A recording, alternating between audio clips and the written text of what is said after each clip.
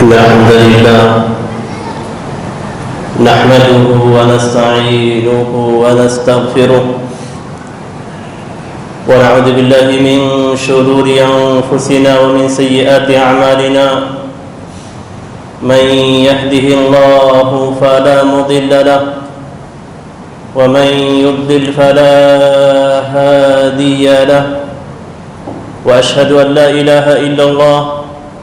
وأشهد أن محمدًا عبده ورسوله يا أيها الذين آمنوا اتقوا الله حق تقاته ولا تموتن إلا وأنتم مسلمون يا أيها الناس اتقوا ربكم الذي خلقكم من نفس واحدة وخلق منها زوجها وبث منهما رجالا كثيرا ونساء واتقوا الله الذي تساءلون به والأرحام إن الله كان عليكم رقيبا يا أيها الذين آمنوا اتقوا الله وقولوا قولا سديدا يصلح لكم أعمالكم ويغفر لكم ذنوبكم ومن يطع الله ورسوله فقد فاز فوزا عظيما أما بعد فإن خير الحديث كتاب الله وخير الهدي هدي محمد صلى الله عليه وسلم وشر الأمور محدثاتها وكل محدثة بدعة وكل بدعة ضلالة وكل ضلالة في النار أعوذ بالله من الشيطان الرجيم بسم الله الرحمن الرحيم قل إن كنتم تحبون الله فاتبعوني يحببكم الله ويغفر لكم ذنوبكم محترم حاضرین جمعہ، میرے عزیز اسلامی بھائیوں اور بہنوں، رب کائنات کا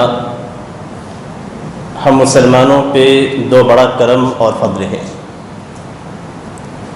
ایک کرم تو یہ ہے کہ رب تعالیٰ نے ہمیں صرف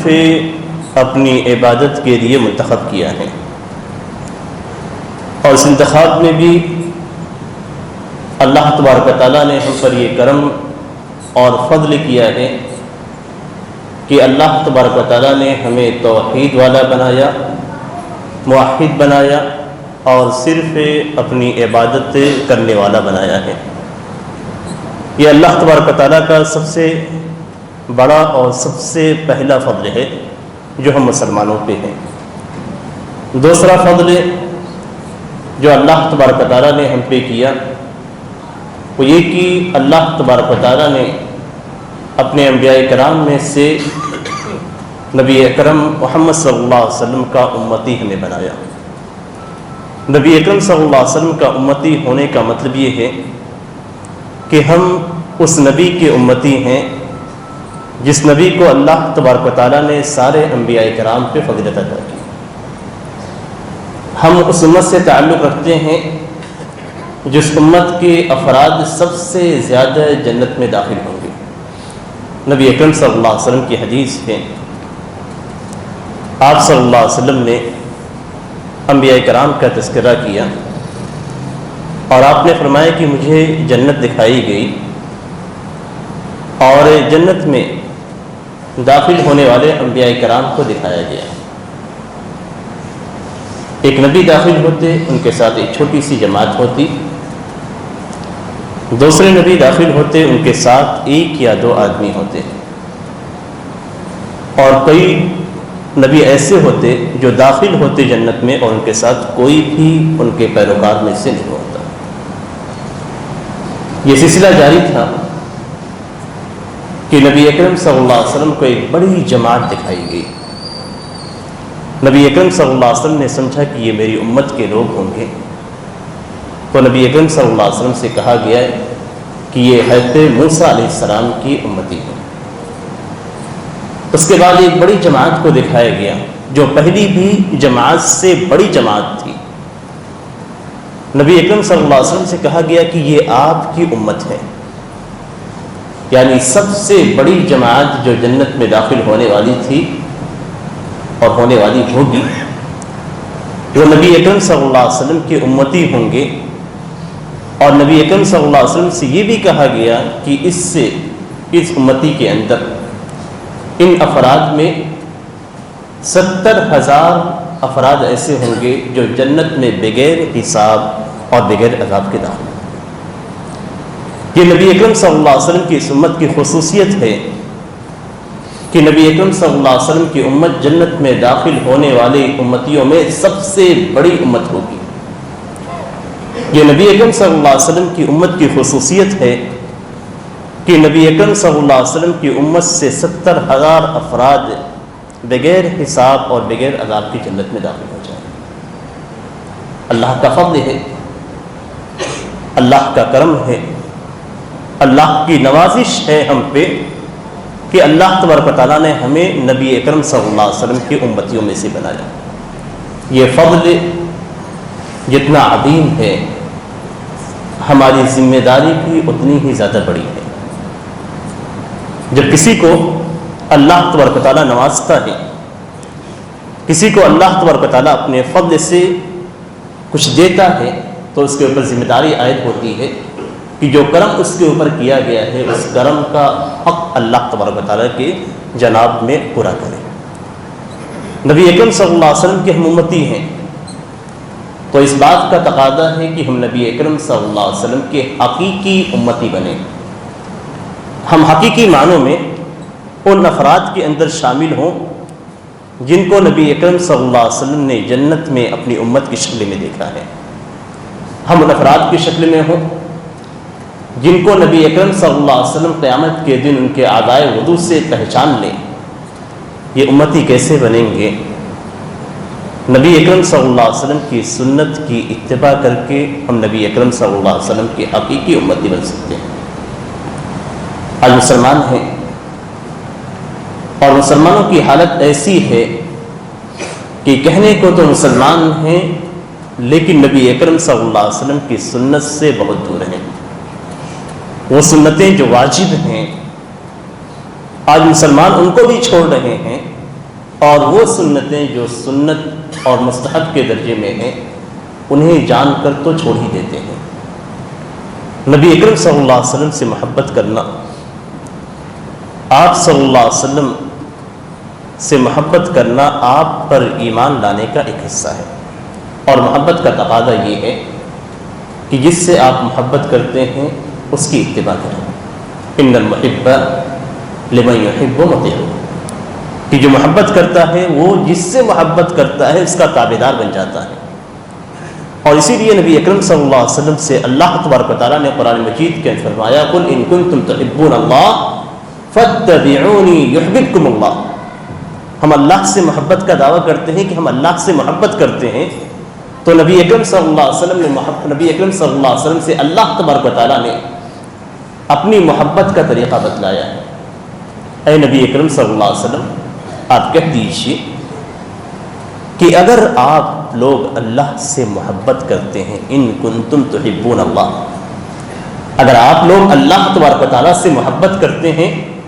فاتبعونی، میری اتباع کرو. لوگوں سے یہ نہیں کہنا ہے کہ آپ اللہ کی سے محبت کرتے ہیں تو اللہ سے محبت کیجئے، نہیں. اللہ سے اگر محبت ہے تو نبی اکرم صلی اللہ علیہ وسلم کی اتباع کرنی ہوگی. اگر ہم نبی اکرم صلی اللہ علیہ وسلم کی اتباع نہیں کرتے ہیں تو اس کا مطلب یہ ہے کہ ہم اللہ تبارک و تعالیٰ سے بھی محبت نہیں کرتے.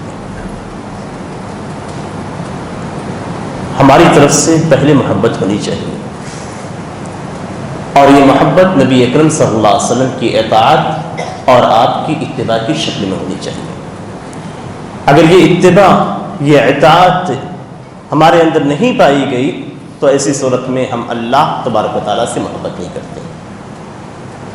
اگر ہماری طرف سے محبت پائی گئی، نبی اکرم صلی اللہ علیہ وسلم کی اتباع کی گئی، نبی اکرم صلی اللہ علیہ وسلم کی اطاعت کی گئی تو اللہ تبارک و تعالیٰ کی جانب سے بھی ہمارے لیے محبت آئے گی. قل ان کنتم تحبون اللہ فاتبعونی یحببکم اللہ. اگر تم اللہ سے محبت کرتے ہو تو رسول کی اطاعت کرو، اللہ تم سے محبت کرے گا. وَيَغْفِرْ لَكُمْ ذُنُوبَكُمْ، محبت پہلے ہوگی رب تعالیٰ کی، اس کے بعد رب تعالیٰ کی جانب سے مغفرت ہوگی۔ اگر اللہ کی محبت ہمیں مل گئی تو اس سے بڑی کوئی چیز نہیں ہے۔ اور نبی اکرم صلی اللہ علیہ وسلم کی محبت کس طریقے سے ہوگی؟ نبی اکرم صلی اللہ علیہ وسلم نے فرمایا کل امتی یدخلون الجنہ الا من ابا، ساری امت، میری امت کے سارے افراد جنت میں داخل ہو جائیں گے۔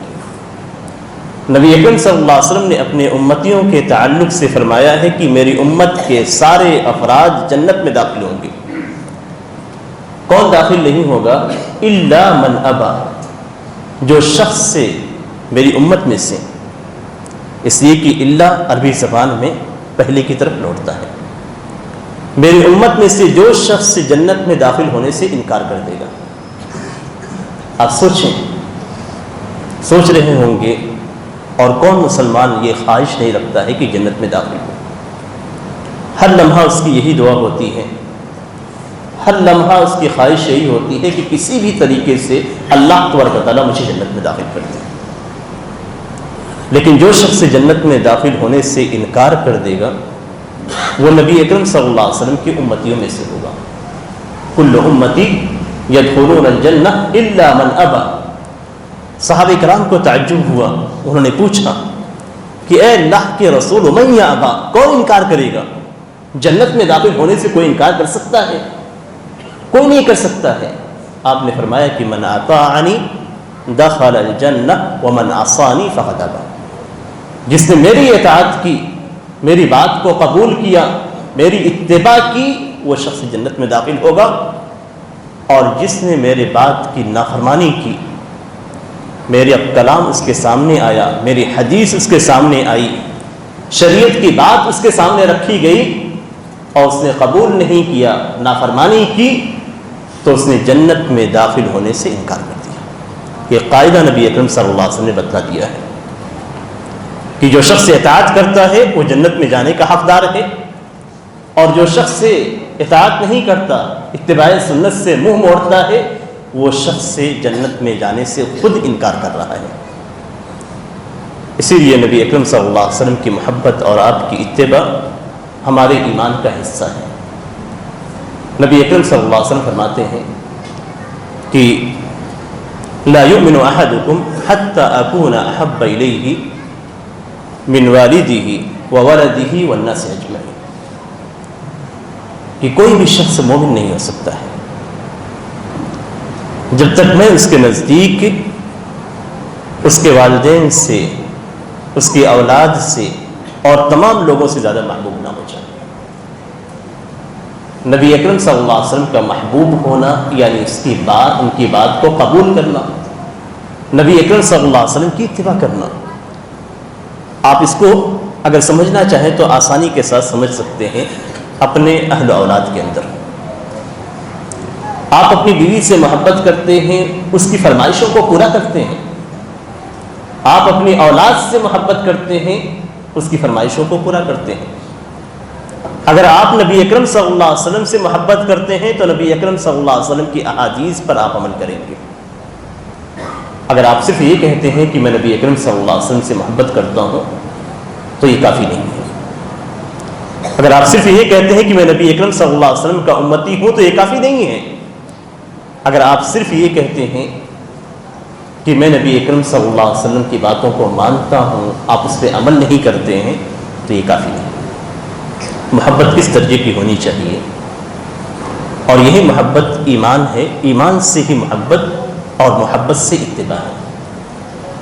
ایمان سے محبت اور محبت سے اتباع ہے۔ لا الہ الا اللہ محمد رسول اللہ جب ہم کہتے ہیں تو محمد رسول اللہ جو ہماری گواہی ہے، ہمارا ایمان ہے کہ محمد صلی اللہ علیہ وسلم اللہ کے رسول ہیں، تو نبی اکرم صلی اللہ علیہ وسلم سے محبت پائی جانی چاہیے اور محبت سے پھر اتباع ہونی چاہیے۔ حضرت عمر بن خطاب رضی اللہ تعالیٰ عنہ کا واقعہ صحیح بخاری کے اندر موجود ہے کہ نبی اکرم صلی اللہ علیہ وسلم کے پاس تشریف لائے اور انہوں نے کہا کہ اے اللہ کے رسول، آپ میرے نزدیک دنیا کی تمام چیزوں سے زیادہ مشہور ہیں سوائے میری اس جان کے جو میرے پہلوؤں میں موجود ہے۔ نبی اکرم صلی اللہ علیہ وسلم نے فرمایا کہ اللہ کی قسم، تم اس وقت تک مومن نہیں ہو سکتے ہو جب تک میں تمہارے نزدیک تمہاری اس جان سے بھی زیادہ محبوب نہ ہو جاؤں جو تمہارے پہلوؤں کے اندر بسی ہوئی ہے۔ حضرت عمر رضی اللہ تعالیٰ عنہ نے کہا کہ اللہ کے رسول، آپ اس وقت میرے نزدیک میری اس جان سے بھی زیادہ محبوب ہے۔ نبی اکرم صلی اللہ علیہ وسلم کیا فرماتے ہیں کہ الآن یا عمر، اب تمہارا ایمان مکمل ہوا اے عمر۔ ایمان کب مکمل ہوتا ہے؟ جب ہم نبی اکرم صلی اللہ علیہ وسلم کو اپنی ساری چیزوں پہ ترجیح دیتے ہیں۔ اور دوسرا معنی کیا ہے کہ جب نبی اکرم صلی اللہ علیہ وسلم کی حدیث آ جائے، آپ صلی اللہ علیہ وسلم کا فرمان آ جائے، تو ہم دنیا کی ساری چیزوں کو چھوڑ کر نبی اکرم صلی اللہ علیہ وسلم کی اتباع کریں۔ اگر ہم یہ نہیں کرتے ہیں تو ہمارا ایمان مکمل نہیں ہے۔ اگر ہم اپنی بیوی کی خواہش کو نبی اکرم صلی اللہ علیہ وسلم کی حدیث پہ مقدم کرتے ہیں تو اس کا مطلب یہ ہے کہ ہم نبی اکرم صلی اللہ علیہ وسلم سے مکمل محبت نہیں کرتے، اور مکمل محبت نہ کرنے کا مطلب یہ ہے کہ ہم نبی اکرم صلی اللہ علیہ وسلم پہ مکمل ایمان نہیں رکھتے ہیں۔ ہمارا محمد رسول اللہ کہنا اس کے اندر ابھی کمی ہے، اس کو پورا کرنے کی ضرورت ہے۔ اگر ہم اپنی اولاد کی خواہش کو نبی اکرم صلی اللہ علیہ وسلم کی احادیث پہ مقدم کرتے ہیں تو ایسی صورت میں ہمارے ایمان کے اندر کمی ہے، نبی اکرم صلی اللہ علیہ وسلم سے محبت میں کمی ہے۔ جب تک ہم نبی اکرم صلی اللہ علیہ وسلم کو اپنے تمام چیزوں پہ ترجیح نہ دے دیں، ہمارا ایمان مکمل نہیں ہو سکتا ہے۔ صحابہ کرام نبی اکرم صلی اللہ علیہ وسلم سے کس قدر محبت کرتے تھے، اطاعت تو چھوڑ دیجیے، اطاعت کا معاملہ تو اتنا زیادہ گہرا تھا، اتباع کا معاملہ تو اتنا زیادہ آگے تھا کہ ہر چیز پر صحابہ کرام نبی اکرم صلی اللہ علیہ وسلم کو ترجیح دیتے تھے، اور ہر چیز نبی اکرم صلی اللہ علیہ وسلم کی اتباع میں قربان کر دیتے تھے۔ ایک صحابی کی محبت کا واقعہ میں آپ کے سامنے رکھوں گا۔ ایک صحابی ہے، نبی اکرم صلی اللہ علیہ وسلم کے پاس آتے ہیں اور کہتے ہیں اے اللہ کے رسول، میں آپ کے پاس رہتا ہوں تو مجھے سکون ملتا ہے، جب میں گھر پہ چلا جاتا ہوں اپنے آل و اولاد کے ساتھ رہتا ہوں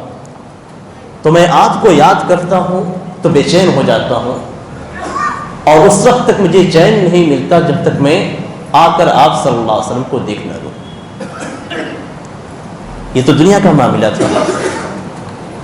مدینے کے اندر نبی اکرم صلی اللہ علیہ وسلم سے مدینے کے اندر صحابی بھی تھے، جب بے چینی ہوتی تو نبی اکرم صلی اللہ علیہ وسلم کے پاس آتے اور آ کر دیکھ کر سکون حاصل کر لیتے تھے۔ کہتے ہیں کہ میں اپنی موت اور آپ کی موت کو یاد کرتا ہوں، کبھی سوچتا ہوں تو اپنی موت اور آپ کی موت کو سوچتا ہوں، اور میں یہ سوچتا ہوں کہ اللہ تبارک و تعالیٰ آپ کو جنت کے اندر اعلیٰ مقام میں رکھے گا، اور میں اگر جنت میں چلا گیا، صحابہ کرام اس طریقے سے بولتے تھے، یہ نہیں کہتے تھے کہ میں جنت میں چلا جاؤں گا، نہیں، انہوں نے کہا کہ میں اگر جنت میں گیا،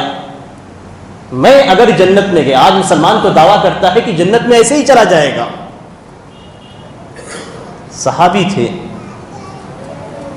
ان کی بات سنیے کیسے وہ کہتے تھے کہ اگر میں جنت میں داخل ہوا تو آپ تو اعلیٰ مقام میں رہیں گے، میرا مقام ادنا رہے گا، تو میں آپ کو دیکھ نہیں پاؤں گا۔ ان کو غم تھا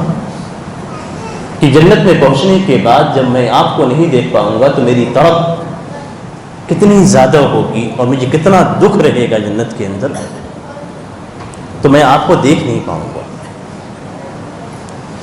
انہوں نے یہ بات کہی تو اللہ تبارک و تعالیٰ نے آیت کریمہ نازل کی، جس میں اللہ کے رسول صلی اللہ علیہ وسلم، انبیاء کرام، شہداء اور صالحین کے ساتھ اولئک الذین انعم اللہ علیہم من النبیین والصدیقین والشہداء والصالحین وحسن اولئک رفیقا، کہ یہ لوگ بہترین ساتھی ہوں گے، یعنی جنت میں مناصب بھی الگ ہوں گے۔ تو اگر آپ نبی اکرم صلی اللہ علیہ وسلم کے حقیقی اتباع کرنے والے ہیں، نبی اکرم صلی اللہ علیہ وسلم سے حقیقی محبت کرنے والے ہیں، تو آپ نبی اکرم صلی اللہ علیہ وسلم کے ساتھ ہوں گے۔ کیا طریقہ ہوگا، کس انداز میں رہیں گے، یہ اللہ تبارک و تعالیٰ بہتر جانتا ہے۔ آج مسلمانوں کے دلوں میں نبی اکرم صلی اللہ علیہ وسلم کی سنت کی اہمیت کم ہو چکی ہے، اور اس میں کوئی شک کی بات نہیں ہے۔ کہ ہمارے دلوں کے اندر سنت کا جو مقام ہونا چاہیے، نبی اکرم صلی اللہ علیہ وسلم کی باتوں کا جو مقام ہونا چاہیے، احادیث کا جو مقام ہونا چاہیے، وہ نہیں پایا جاتا۔ اور حد تو یہ ہے کہ مسلمانوں کے اندر ایسے فرقے بھی پائے جاتے ہیں جو نبی اکرم صلی اللہ علیہ وسلم کی احادیث کا بالکلیہ انکار کرتے ہیں۔ وہ کہتے ہیں کہ سب کچھ قرآن ہے اور حدیث سے نبی اکرم صلی اللہ علیہ وسلم کی جو باتیں ہیں یہ موثوق باتیں نہیں ہیں، اس لیے ان کو نہیں لیا جائے گا۔ تعجب کی بات ہے، اس طرح کے افراد جب مسلمانوں کے درمیان پیدا ہوتے ہیں تو سنت کی اہمیت کو بیان کرنے کی ضرورت پیش آتی ہے۔ جس طریقے سے اللہ تبارک تعالیٰ نے قرآن کریم کو نازل کیا، اسی طریقے سے اللہ تبارک تعالیٰ نے نبی اکرم صلی اللہ علیہ وسلم کو سنت دی، شریعت دی ہے۔ نبی اکرم صلی اللہ علیہ وسلم کی احادیث کا درجہ بھی وہی ہے جو اللہ تبارک تعالیٰ کے کلام کا درجہ ہے۔ اس لیے کہ نبی اکرم صلی اللہ علیہ وسلم کوئی بھی شریعت کی کوئی بھی بات اپنی جانب سے نہیں بولتے تھے،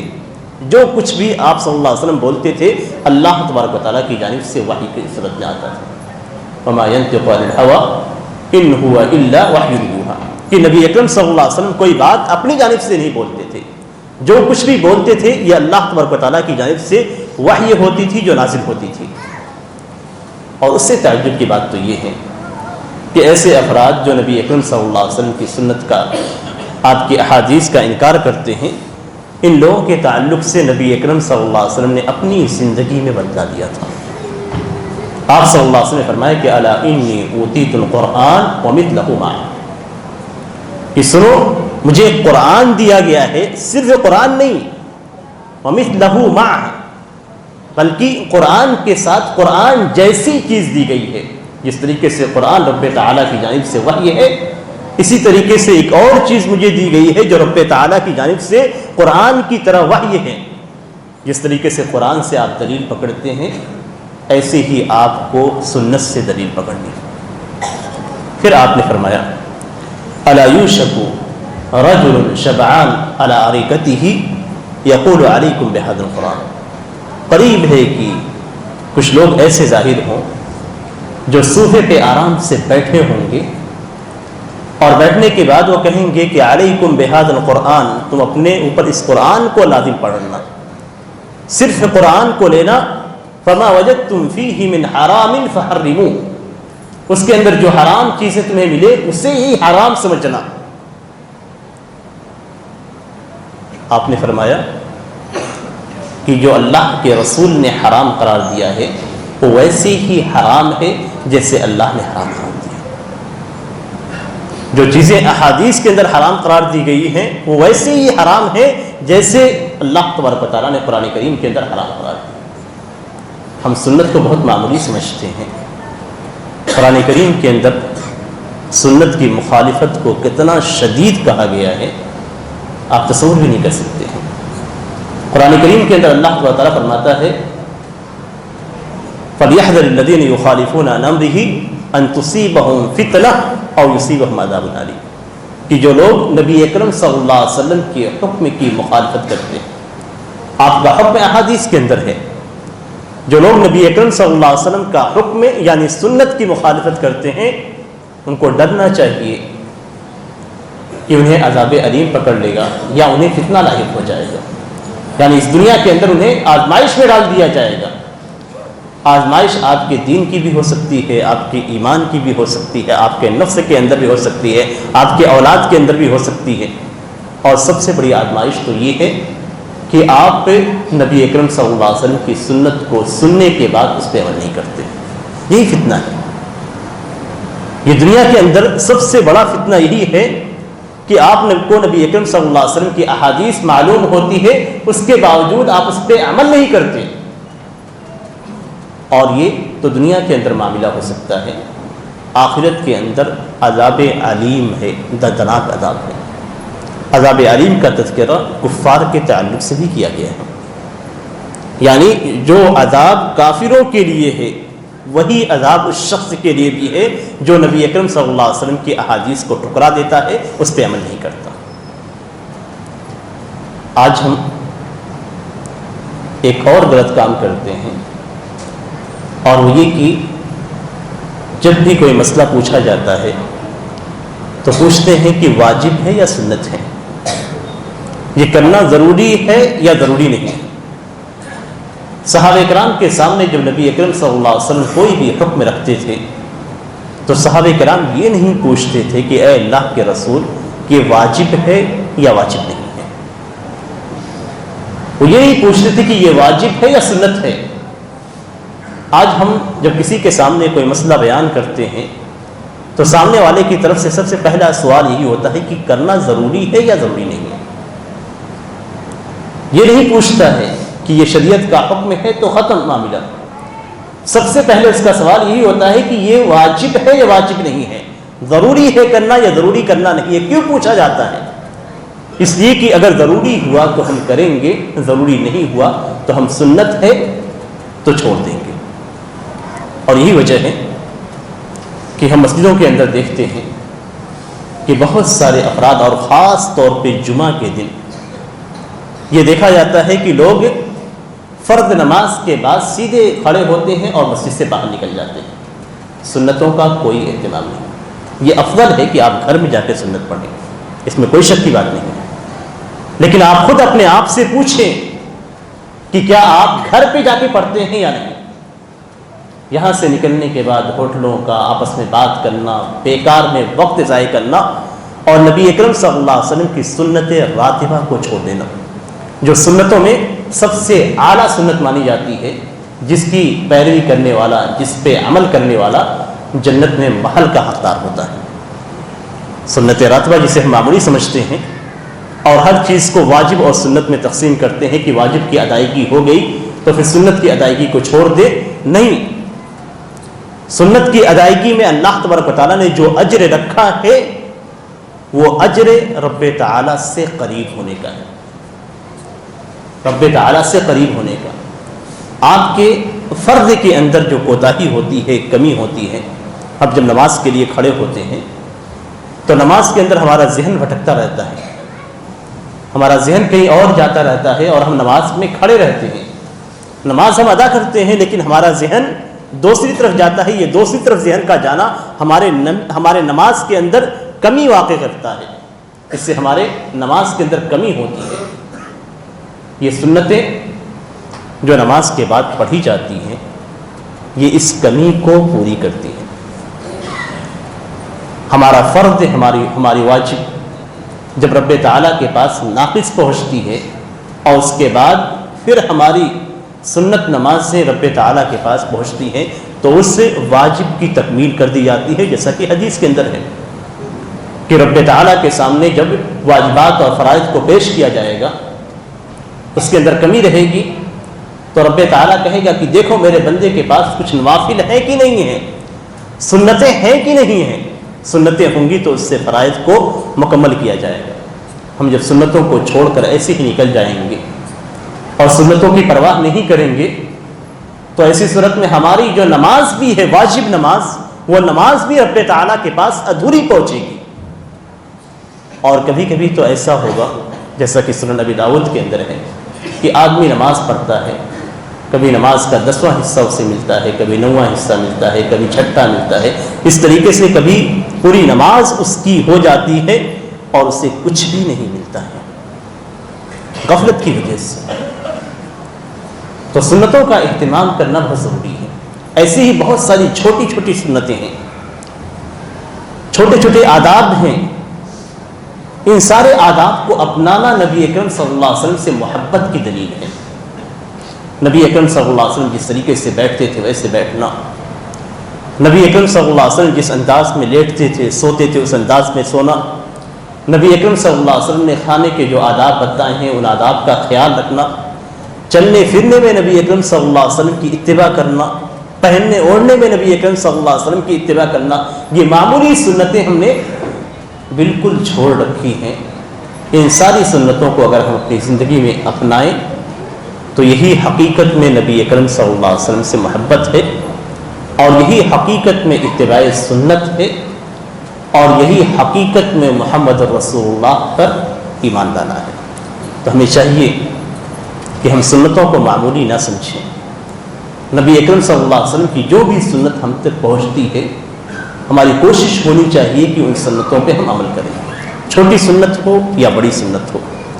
اصل نبی اکرم صلی اللہ علیہ وسلم کی اتباع ہے، اصل اللہ تبارک و تعالیٰ کے فرمان قل ان کنتم تحبون اللہ فاتبعونی، کہ اگر تم اللہ سے محبت کرتے ہو تو میری اتباع کرو۔ اصل یہ ہے، سنتیں چھوٹی ہوں بڑی ہوں ہمیں اس میں نہیں پڑھنا چاہیے۔ ہاں اس کے درجات الگ ہیں، بڑی سنتوں کا اہتمام زیادہ ہونا چاہیے، چھوٹی سنتوں کو بھی چھوڑنا نہیں چاہیے۔ اس لیے ہماری کوشش یہ ہونی چاہیے کہ ہر طریقے سے ہم نبی اکرم صلی اللہ علیہ وسلم کی سارے احادیث کو اپنی زندگی میں اپنانے کی کوشش کریں۔